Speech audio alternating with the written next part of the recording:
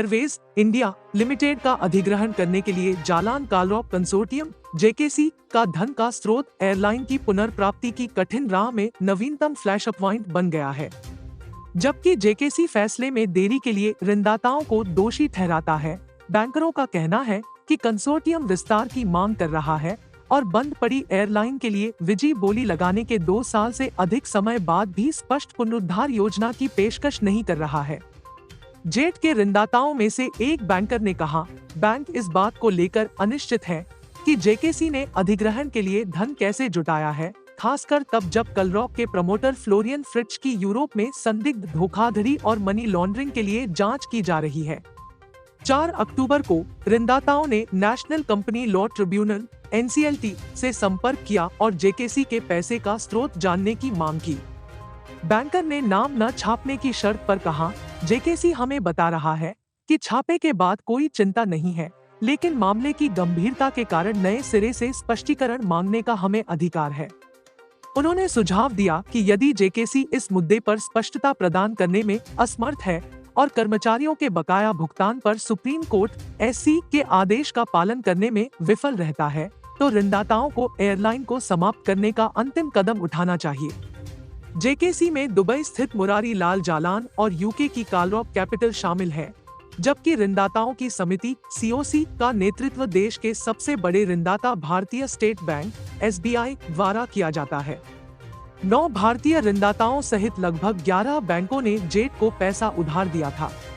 JKC के साथ काम करने वाले एक कार्यकारी के अनुसार एयरलाइन की निगरानी समिति की लंबे समय से बैठक नहीं हुई है और भविष्य के संचालन के लिए अपने विमान को बनाए रखने पर अभी तक कोई निर्णय नहीं हुआ है। व्यक्ति ने कहा, भुगतान करने के बावजूद ऋणदाताओं ने अभी भी जेकेसी को इक्विटी जारी नहीं की है। हमने कुछ चीजों पर COC की मंजूरी मांगी है। एक तो यह था कि हम जेट के स्वामित्व वाली छोटी मोटी परिसंपत्तियों को अपने पास रखते थे। अनुरोध है कि इन नैरो बॉडी विमानों 3 बोइंग 737 को कंपनी में छोड़ दिया जाए और इसे बेचा न जाए, और फिर हम इसे हासिल कर लें, व्यक्ति ने नाम न छापने की शर्त पर कहा। व्यक्ति ने कहा, निगरानी समिति में 3 बैंकर और 3 जेकेसी नामित है और इसे कंपनी बोर्ड की तरह नियमित रूप से मिलना होता है। बार बार याद दिलाने के बावजूद पिछले वर्ष में कोई समिति बैठक नहीं हुई है। ऊपर उल्लिखित बैंकर ने निगरानी समिति की बैठकों पर टिप्पणी करने से इनकार कर दिया। यह जेकेसी है जो पिछले कई महीनों से विस्तार मांग रहा है और प्रक्रिया में देरी कर रहा है। बैंकर ने नाम न छापने की शर्त पर कहा, उन्हें हमें एक सुसंगत योजना पेश करने और धन के स्रोत की घोषणा करने की आवश्यकता है। जेकेसी ने धन के स्रोत पर अदालत में कोई हल्फनामा दायर नहीं किया है। सुप्रीम कोर्ट में फंड के स्रोत पर मंगलवार को होने वाली सुनवाई नहीं हुई। टिप्पणी के लिए SBI के प्रवक्ता को भेजा गया ईमेल अनुत्तरित रहा। अप्रैल 2019 में अपनी स्थापना से पहले जेट एयरवेज भारतीय आसमान में दूसरा सबसे बड़ा वाहक और अंतर्राष्ट्रीय मार्गों पर सबसे बड़ा भारतीय वाहक था।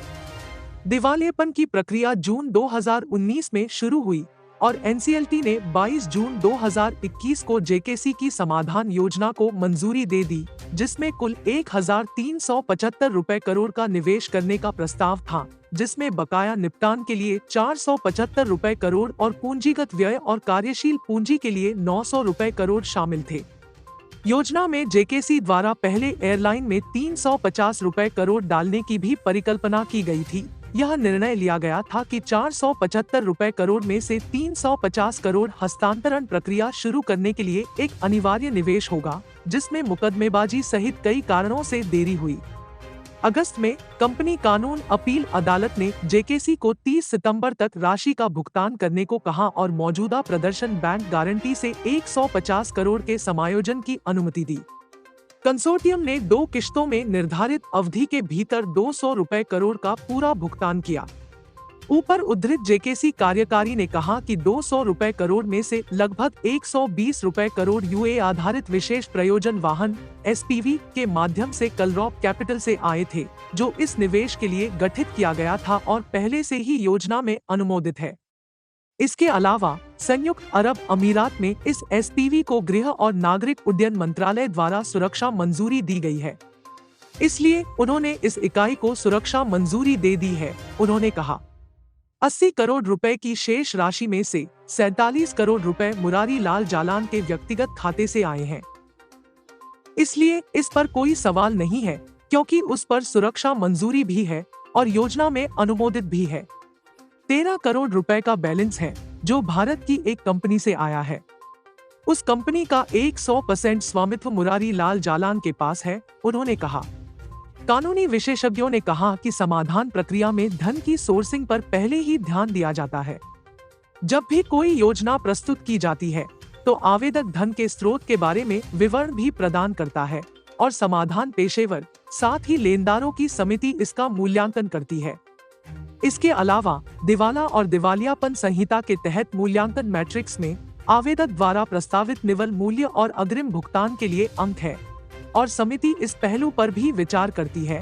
एनरी लीगल के पार्टनर आशीष प्यासी ने कहा के बाद योजना को एनसीएलटी द्वारा मंजूरी दे दी गई है तो कंपनी समाधान प्रक्रिया से बाहर हो जाती है और समिति फंक्शंस ऑफिसियो कोई और कानूनी अधिकार नहीं रखती बन जाती है। उन्होंने कहा कि सीओसी के लिए प्रक्रिया को फिर से खोलना संभव नहीं होगा क्योंकि निगरानी समिति योजना की देखरेख कर रही है।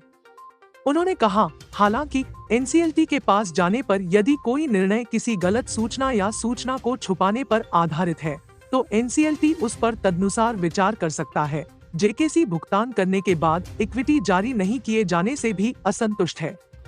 नियम कहता है कि 2 महीने के भीतर अगस्त में किए गए पहले भुगतान के लिए 30 अक्टूबर को समाप्त कंपनी को निवेशक को शेयर जारी करना होगा और फिर यह पैसा उपयोग योग्य धन बन सकता है। आज यह पैसा एस्क्रो मनी की तरह है जो केवल इक्विटी निवेश के लिए है, ऊपर उद्धृत कार्यकारी ने कहा। उन्होंने कहा कि कंपनी आगे की कार्रवाई पर कानूनी सलाह लेगी जिसमें राशि की वापसी जैसे विकल्प शामिल है या एक अनुस्मारक। परेशानियों के बावजूद जेकेसी को उम्मीद है कि वे जेट एयरवेज को पुनर्जीवित करने में सक्षम होंगे। हमने कंपनी में 350 करोड़ रुपए की इक्विटी लगाई है। हमने पिछले 3 वर्षों में कंपनी और संबंधित खर्चों को बनाए रखने के लिए अतिरिक्त 200 करोड़ का निवेश किया है। हम एयरलाइन को पुनर्जीवित करने पर काम करना जारी रखेंगे, कार्यकारी ने कहा।